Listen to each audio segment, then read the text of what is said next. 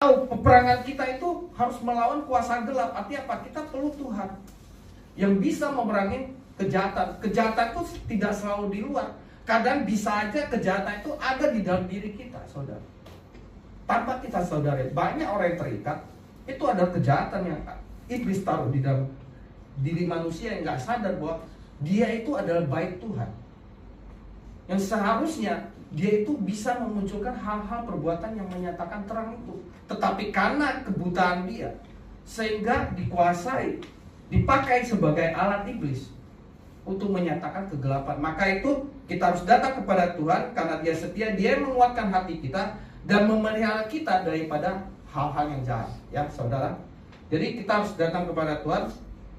Itu pertama. Kedua, orang itu harus punya iman, dan dia harus bangun iman dia.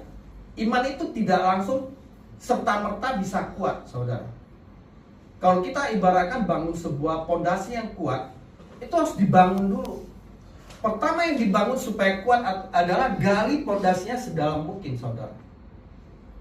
Nah, bagaimana kita menggali iman kita sedalam mungkin? Pengenalan akan Tuhan adalah pondasi yang paling harus kita bangun dulu. Bagaimana mengenal Tuhan?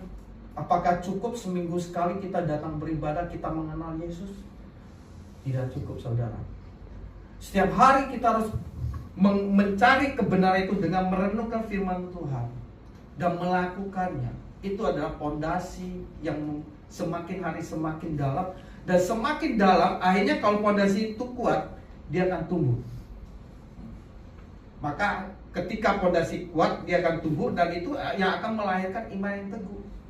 Jadi gak bisa langsung tiba-tiba bawa gereja seseorang yang belum kenal Tuhan, taruhlah sebulan di gereja, langsung imannya kuat.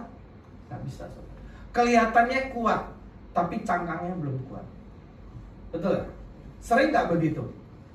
Ya, sekalipun pengkhotbah, belum tentu kalau dia tidak membangun kerohanian dia dengan fondasi yang kuat, kelihatannya kuat tapi dalamnya keropos. Ya, maka kita harus bangun iman yang teguh. Ya, maka dikatakan di Kolose 2, boleh ditampilkan Kolose 2 ayat 6 sampai 7, bahwa kamu telah menerima Kristus Yesus. Kita sudah menerima Yesus Kristus, tapi jangan berhenti hanya menerima. Karena itu hendaklah hidupmu tetap di dalam dia. Tetap di dalam dia itu gak gampang, saudara. Tetap di dalam dia itu bukan berarti kita cuma sekedar bergereja, saudara. Tetap di dalam dia adalah kita tetap beriman sepenuhnya kepada Tuhan.